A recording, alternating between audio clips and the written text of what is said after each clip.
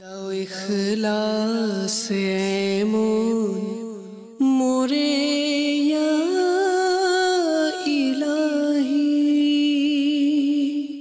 আলহামদুলিল্লাহি রাব্বিল আলামিন ওয়াসসালাতু ওয়াসসালামু আলা সাইয়্যিদিল মুরসালিন আম্মা বা'দ ফাআউযু বিল্লাহি মিনাশ শাইতানির রাজীম বিসমিল্লাহির রহমানির রহিম। আসসালাতু ওয়াসসালামু আলাইকা ইয়া রাসূলাল্লাহ। আসসালাতু ওয়াসসালামু আলাইকা ইয়া হাবিবাল্লাহ। আসসালাতু ওয়াসসালামু আলাইকা ইয়া নবিয়াল্লাহ। ওয়া আলা আলিকা ওয়া আসহাবিকা ইয়া নূরাল্লাহ। রাসূল আকরাম নূরে মুজাসসাম হুজুর পূর্ণ সাল্লাল্লাহু তাআলা আলাইহি ওয়া আলিহি ওয়াসাল্লাম ইরশাদ করেন, আল্লাহ পাকের জন্য পরস্পর ভালোবাসা পোষণকারী যখন পরস্পর সাক্ষাৎ করে এবং হাত মেলায় আর নবী করিম সাল্লাল্লাহু তাআলা আলাইহি ওয়া আলিহি ওয়াসাল্লামের উপর দুরূদ শরীফ পাঠ করে, তো তাদের পৃথক হওয়ার পূর্বেই মহান আল্লাহ রাব্বুল আলামিন তাদের পূর্ববর্তী এবং পরবর্তী সকল গুনাহকে ক্ষমা করে দেন। আমার প্রিয় ইসলামী ভাইরা, প্রতিদিন আমরা অসংখ্য মুসলমান ভাইদের সাথে সাক্ষাৎ করি, অনেকের সাথে হাতও মেলাই, কিন্তু আমরা কি এই আমলটি করি? কত সুন্দর চমৎকার একটি প্রিয় আমল যে আপনি একটা মুসলমান ভাইয়ের সাথে যখন সাক্ষাৎ করবেন তার সাথে হাত মেলাবেন। আপনি হাত মেলানোর সময় প্রিয় নবী সাল্লাল্লাহু আলাইহি ওয়াসাল্লামের উপর দুরূদ শরীফ পাঠ করবেন। হাত মিলাইলেন, সলাতু ওয়াসসালামু আলাইকা ইয়া রাসূলুল্লাহ, আপনি আস্তে আস্তে পড়েন সাল্লাল্লাহু আলা মুহাম্মদ, আপনি হাত মিলালেন। এই একবার হাত মিলানোর কারণে আর হাত মিলানোর সময় যে দুরূদ শরীফ পড়লেন, এর ওসিলায় আল্লাহ রাব্বুল আলামিন আপনার পূর্বের গুনাহ তো মাফ করবেই, পরবর্তীতে যে গুনাহ সংগঠিত হবে আল্লাহ তাআলা সেটাও মাফ করে দিবেন। কত গুরুত্বপূর্ণ আমল! তাই এটাকে নিজের জীবনে বাস্তবায়ন করবেন, এই আমলকে ধরে রাখবেন, স্মরণ করে যখনই সাক্ষাৎ করবেন দুরূদ শরীফ আস্তে আস্তে মনে মনে পাঠ করার অভ্যাস গড়ে তুলুন। আল্লাহ রাব্বুল আলামিনের উপর আমল করার তৌফিক দান করুক। আসুন আমরা প্রিয় নবী সাল্লাল্লাহু আলাইহি ওয়াসাল্লামের উপর দুরূদ ও সালাম পাঠ করি। ইয়া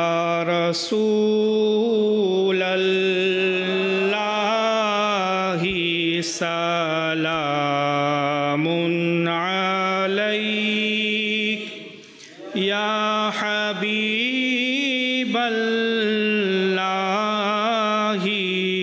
সালামুন আলাইক ইয়া রাসূলাল্লাহি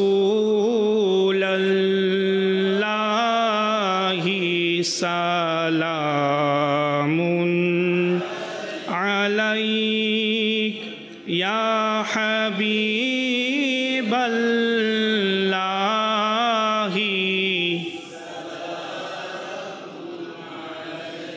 আনতা শামসুদ দুহা আনতা বদরুদ দুজা আনতা সাদিরুল উলা আনতা নূরুল হুদা ইয়া রাসূলাল্লাহি সালামুন ইয়া হাবিবাল্লাহি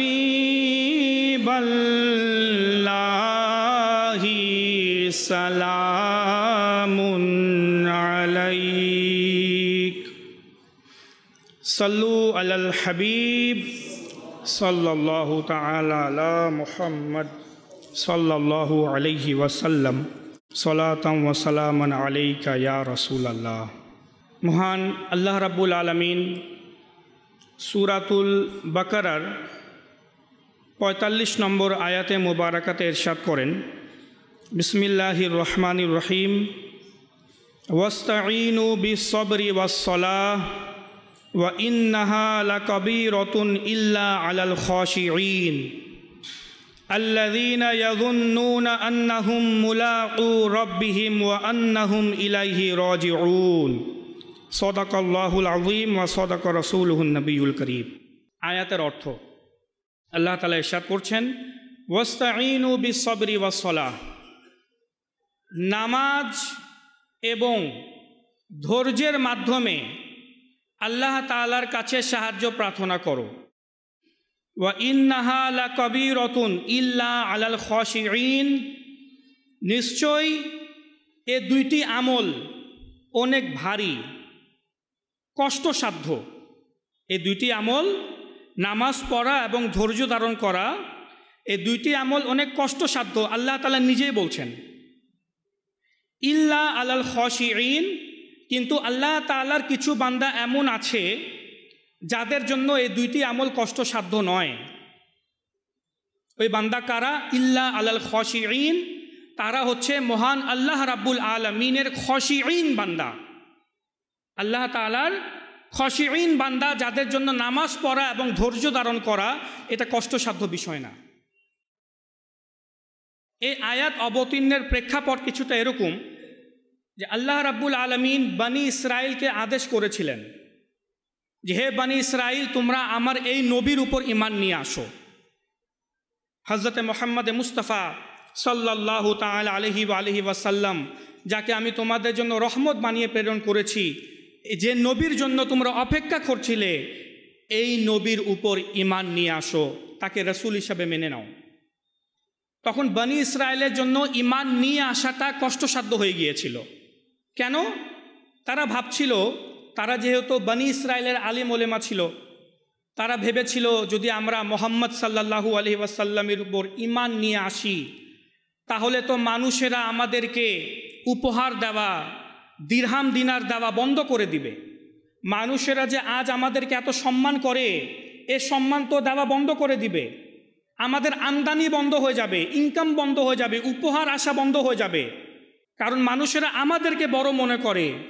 আর যখন আমরা নবীর কাছে, মুহাম্মাদের কাছে মাথা নত করব, তাকে রাসূল হিসাবে মেনে নিব, তখন তো আর আমাদের পাত্তা থাকবে না।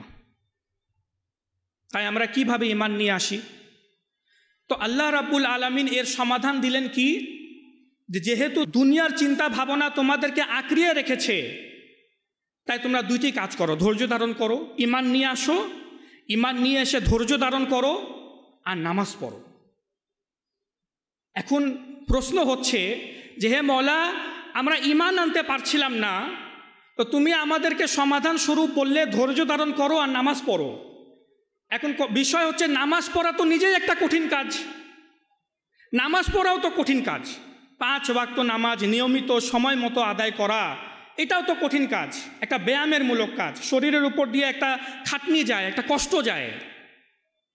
তো বিষয়টা আপনি এভাবে বলতে পারেন যে একটা কষ্টসাধ্য বিষয়ের জন্য যে সমাধান দেওয়া হয়েছে, এই সমাধানটাও কষ্টসাধ্য, কষ্টের বিষয়।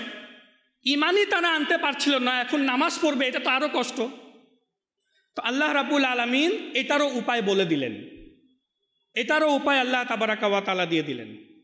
ঈমান আনতে পারছিলে না, তো নামাজের সমাধান দিলাম। নামাজও পড়তে পারছো না, তাহলে একটি কাজ করো। সে কাজটি কি? আয়াতে মোবারকা দ্বিতীয় অংশ, আল্লাযীনা ইয়াযুন্নুনা আন্নাহুম মুলাকু রাব্বিহিম ওয়া আন্নাহুম ইলাইহি রাজিউন। তোমরা বারবার বেশি বেশি করে এই বিষয়টাকে স্মরণ করো যে তোমাদেরকে কিয়ামতের দিন আল্লাহ তাআলার দরবারে উপস্থিত হতে হবে। এটাকে বেশি বেশি চিন্তা করো এবং আল্লাহ তাআলার দিকে তোমাদেরকে ফিরে যেতে হবে, তোমাদেরকে মৃত্যুবরণ করতে হবে। এই ধারণা বারবার চিন্তা করো, বারবার নিজের মধ্যে নিয়ে আসো, অনুভূতি জাগ্রত করো, তখন দেখবে নামাজ পড়া তোমাদের জন্য সহজ হয়ে যাবে। ওই যে প্রথমে আয়াতে মুবারাকা আল্লাহ বলেছেন না যে নামাজ পড়ো এবং ধৈর্য ধারণ করো, আর এই দুইটি কাজ অনেক কষ্টসাধ্য, অনেক কষ্টের বিষয়। কিন্তু কিছু বান্দা এমন আছে যাদের জন্য নামাজ পড়া কষ্টের বিষয় না। আর সে বান্দা কারা?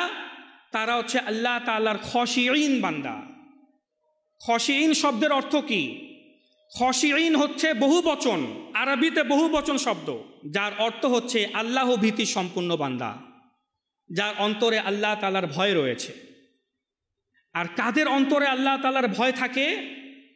যারা সর্বদা উঠতে বসতে নিজের মাথায় এই চিন্তা নিয়ে আসতে থাকে যে একদিন আমাকে আল্লাহ রাব্বুল আলামিনের দরবারে দণ্ডায়মান হতে হবে, আমাকে আল্লাহ তাআলার সামনে উপস্থিত হয়ে আমার আমলের হিসাব নিকাশ দিতে হবে। সেদিন শুধু আমি থাকবো আর আমার প্রতিপালক রব্বুল আলামিন থাকবে। এই বিষয়টাকে যে চিন্তা করবে এবং যে বেশি বেশি করে, দ্বিতীয়, আর যে বেশি বেশি করে নিজের মৃত্যুকে স্মরণ করবে যে আমাকে তো মৃত্যুবরণ করতে হবে, মৃত্যুর স্বাদ আমাকে গ্রহণ করতে হবে। এই দুইটি অনুভূতি, আল্লাহ তাআলার সামনে দণ্ডায়মান হওয়া কিয়ামতের দিন আর আমাকে মৃত্যুবরণ করতে হবে, এই দুইটি অনুভূতি যে নিজের অন্তরে গেঁথে ফেলতে পারে তার জন্য ইবাদত সহজ হয়ে যায়, তার ঈমানের পরিপূর্ণতা লাভ হয়ে যায়।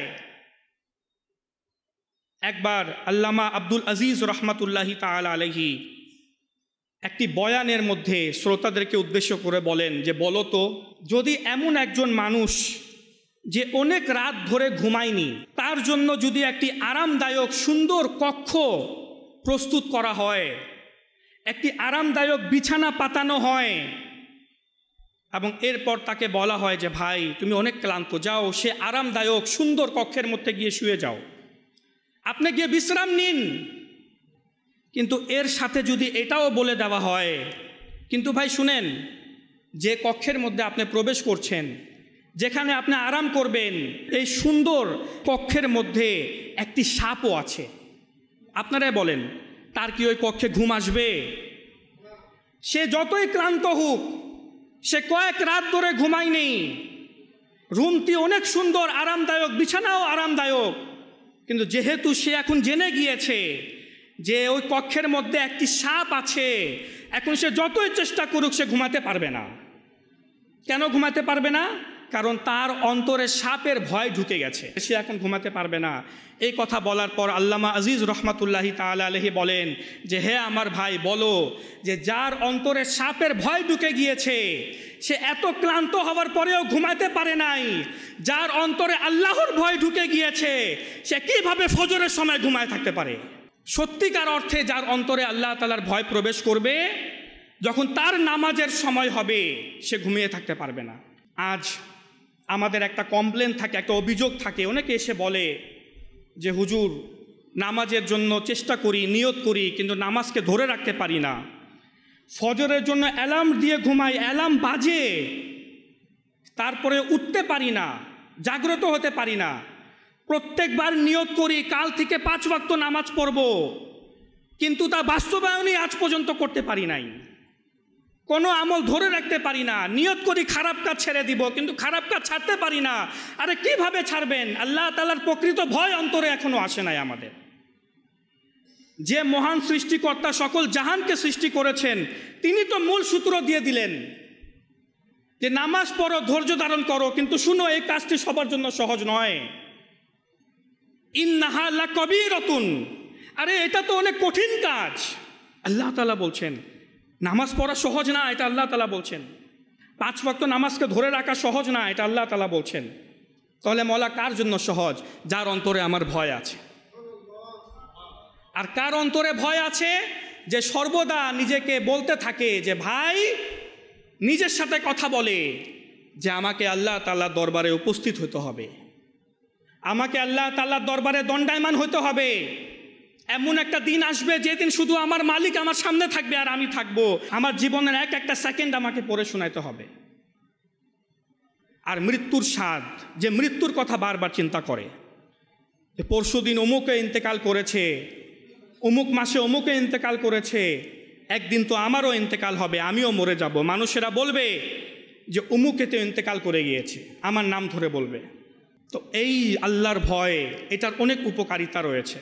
আল্লাহ তাআলা মূলত এটাই বোঝাতে চেয়েছেন যে যখন অন্তরে আল্লাহর ভয় থাকবে তখন সকল ইবাদত সহজ হয়ে যায়, তখন আল্লাহর ভয়ে কান্নাও আসে। উমর বিন আব্দুল আজিজ রাদিয়াল্লাহু তাআলা আনহু নিজের যুগের শ্রেষ্ঠ আল্লাহর ওয়ালি এবং মুজাদ্দিদ ছিলেন। তার একটি গোলাম ছিল, খাদিম ছিল। সে বলছে যে এমন কোনো রাত ছিল না যেদিন উমর বিন আব্দুল আজিজ রাদিয়াল্লাহু তাআলা আনহু রাতের বেলায় কান্না করতেন না। তিনি এমন চিৎকার করে করে রাতের বেলায় উঠে কান্না করতেন যে তার কান্নার আওয়াজে আমি ঘুমাতে পারতাম না, অথচ আমি তার পাশের কক্ষেই ছিলাম, আমি ঘুমাতে পারতাম না। আমার অন্তরে তার জন্য মায়া আসতো যে বেচারা এত কেন কাঁদছে, কেন এত ক্রন্দন করছে। একদিন হযরত উমর বিন আব্দুল আজিজ রহমাতুল্লাহি তাআলা আলাইহি এত বেশি রাতের বেলায় কান্না করেন যে আমি পরের দিন সাহস জোগায় তাকে জিজ্ঞাসা করলাম যে হুজুর, আপনি প্রতিদিন রাতেই কান্না করেন, কিন্তু গতকাল রাতে আমি দেখেছি, আমি শুনেছি আপনি এত বেশি কান্না করেছেন যে ইতিপূর্বে কখনো আপনি এত কান্না করেন নাই, এর কারণ কি? তখন হযরত উমর বিন আব্দুল আজিজ রহমাতুল্লাহি তাআলা আলাইহি উত্তর দেন, ইয়া বুনাইয়া, হে আমার বৎস, সুম্মা বাকা। এটা বলে কান্না শুরু করে দেন। শুধু এতটুকু বলেন, হে বৎস, মানে এরপর কিছু বলবেন, এটা বলার পূর্বে কান্না শুরু করে দেন, বলার সাহস হইল না। সুম্মা বাকা, তারপর কাঁদতেই থাকলেন। কিছুক্ষণ সময় অতিবাহিত হয়ে যাওয়ার পর তিনি বলেন, ইন্নী ওয়াল্লাহ রাকাতুল মাওকিফা বাইনা ইয়াদাইল্লাহ, হে বৎস, খোদার শপথ করে বলছি, আল্লাহর কসম করে বলছি, গতকাল রাত্রে আমার স্মরণে এসে গিয়েছিল যে আমাকে একদিন আল্লাহ তাআলার সামনে দণ্ডায়মান হতে হবে।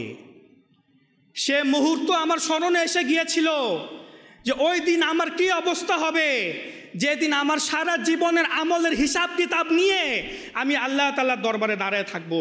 সেদিন আমি থাকবো আর আমার মালিক আমার সামনে থাকবে। এই কথাকে চিন্তা করে আমার কান্না আসছিল।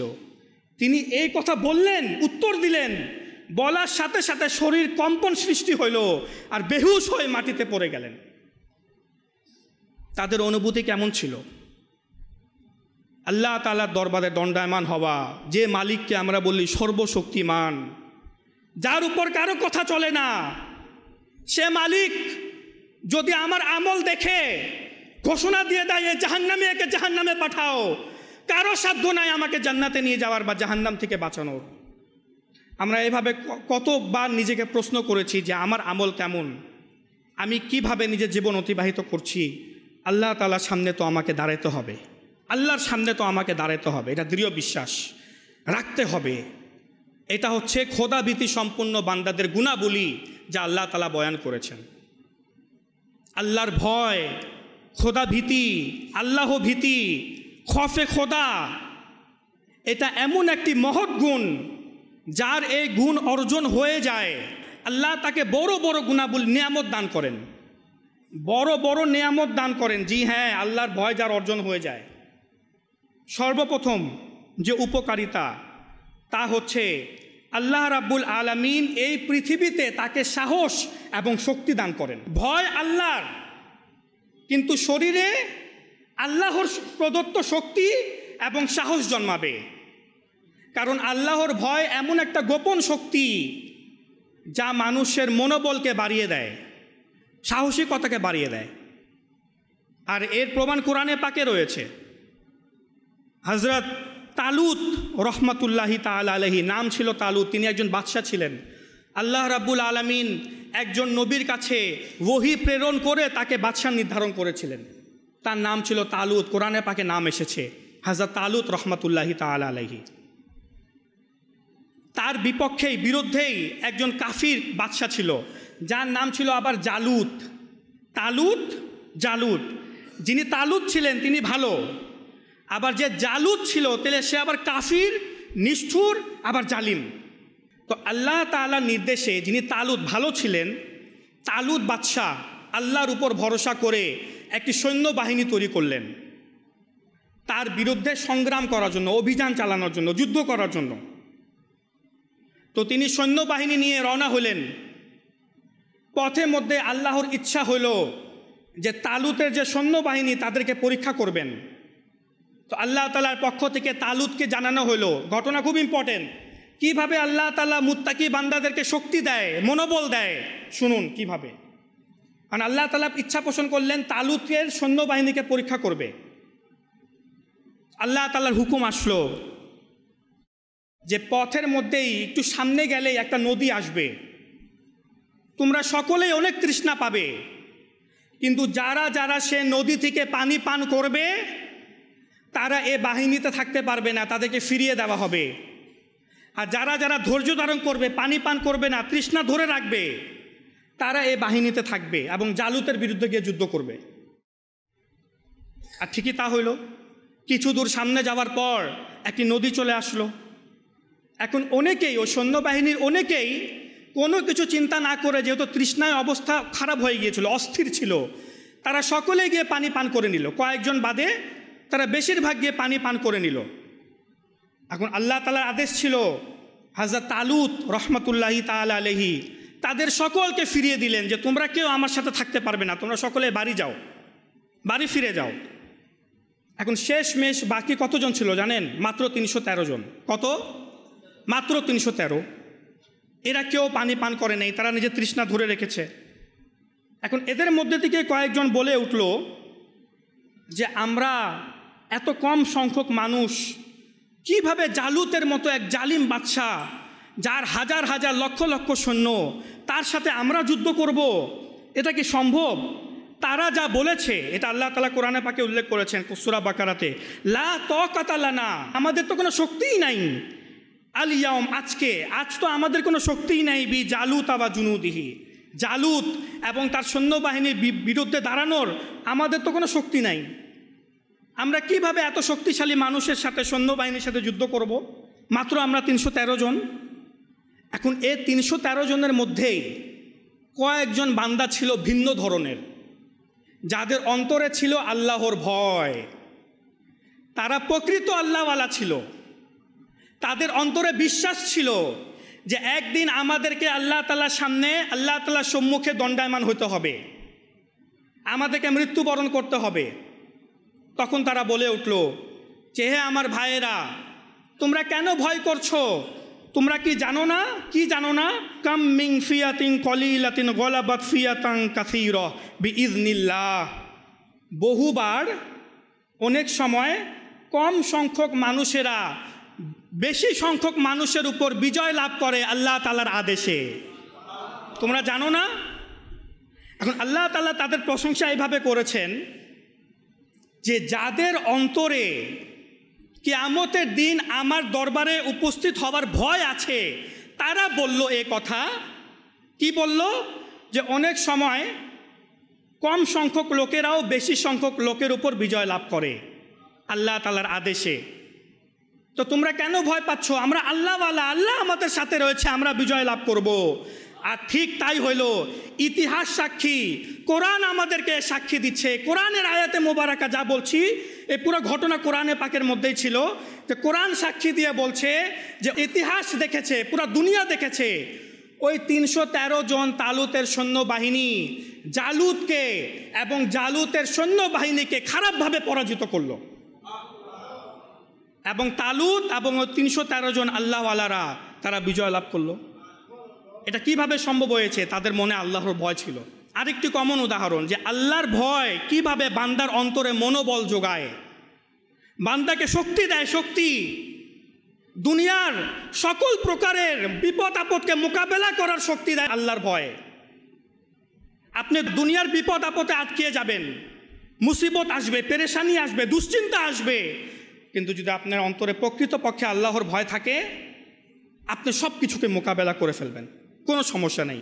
দেখা যাবে সংগ্রাম করব বিপদের সাথে। মুহররমুল হারাম মাসের 10 তারিখের রাত, ইমামে আলী মাকাম ইমাম হুসাইন রাদিয়াল্লাহু তাআলা আনহু এবং তার পরিবার পরিজনকে চারোদিক থেকে 22,000 লস্কর ঘেরাও করে রেখেছে। রাতের বেলায়, পরের দিন সকালে যুদ্ধ শুরু হবে। অনেক আত্মীয় স্বজন ইন্তেকাল করে গেছে, বন্ধু বান্ধবরা ইন্তেকাল করে গেছে। এমত অবস্থায় ইমাম হুসাইনের বোন হযরত জাইনাব রাদিয়াল্লাহু তাআলা আনহা এসে বললেন, হে ইমাম হুসাইন, হে আমার ভাই, আমার তো খুব কষ্ট হচ্ছে, আমার তো খুব ভয় হচ্ছে। 22,000 লস্কর আমাদেরকে ঘেরাও করে রেখেছে। 3 দিন ধরে আমরা কিছু আহার করি নাই, 3 দিন ধরে আমরা কিছু পান করি নাই। আমাদের শিশুরা, আমাদের বাচ্চারা ক্ষুধার্ত, আমাদের বাচ্চারা তৃষ্ণার্ত, আমার কি হবে, আমাদের কি হবে, আমার তো খুব ভয় হচ্ছে ভাই। ইমামে হুসাইন রাদিয়াল্লাহু তাআলা আনহু কি উত্তর দিলেন জানেন? ইমামে হুসাইন রাদিয়াল্লাহু তাআলা আনহু তো খোদাভীতি সম্পন্ন, খশিঈন বান্দাদের অন্তর্ভুক্ত, খোফে খোদা তার অন্তরে ছিল।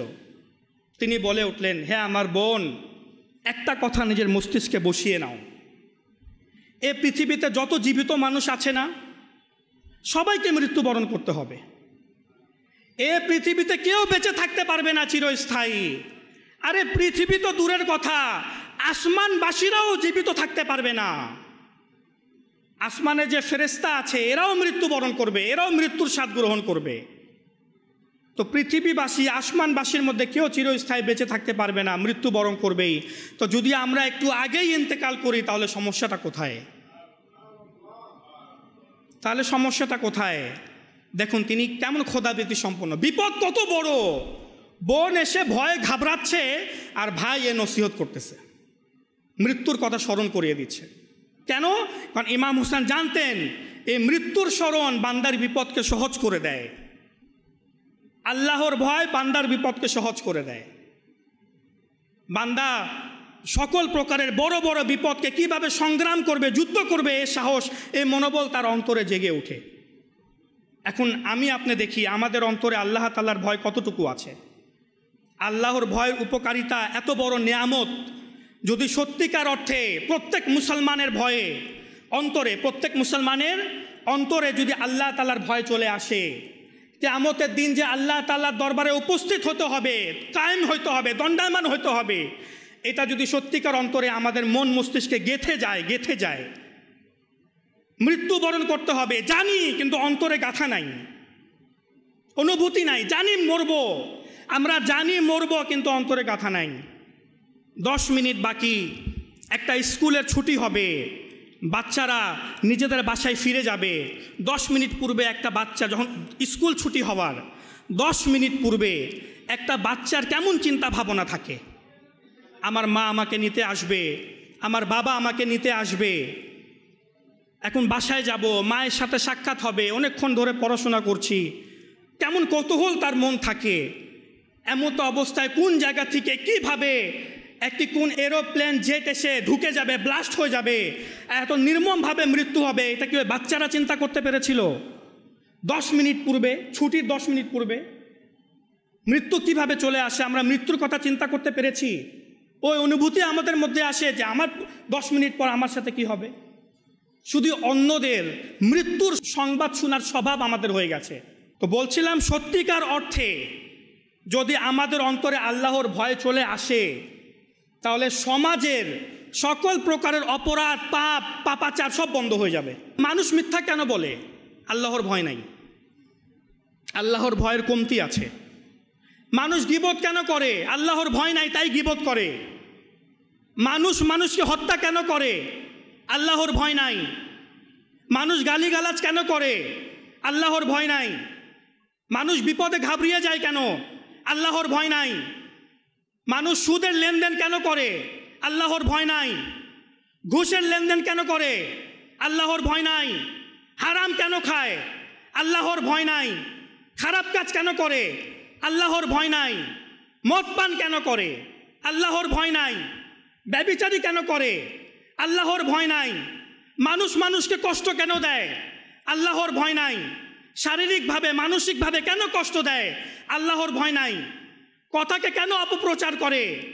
আল্লাহর ভয় নাই। সব কিছুর মূল কারণ হচ্ছে আল্লাহর ভয় না থাকার কারণে। আর যদি বান্দাদের অন্তরে সত্যিকার অর্থে আল্লাহর ভয় চলে আসে, আমাদের অন্তরে সত্যিকার অর্থে আল্লাহর ভয় চলে আসে যে আমাকে কিয়ামতের দিন আল্লাহ তাআলার সামনে দণ্ডায়মান হতে হবে, তাহলে সমাজের সকল অপরাধ পাপাচার বন্ধ হয়ে যাবে। কেউ কাউকে তখন হত্যা করবে না আল্লাহর ভয়ে। যে একটা মানুষকে আমি হত্যা করব, আল্লাহর কাছে কি উত্তর দিব আমি? তখন কেউ কোনো নারীকে দেখে স্টিচিং করবে না, নারীর সাথে অপব্যবহার করবে না, গরিব দুঃখীদেরকে সাথে খারাপ ব্যবহার করবে না, অসহায়দেরকে আরও অসহায় বানিয়ে দিবে না, ধোঁকাবাজি প্রতারণা করবে না, আমানতের খেয়ানত করবে না। এসব কিছুর মূল কারণ হচ্ছে আল্লাহ তাআলার ভয় অন্তরে নাই। অথচ দেখুন, আমরা মুসলমানরা যাদের ফলোয়ার, আমরা হানাফি মাযহাবকে অনুসরণ করি।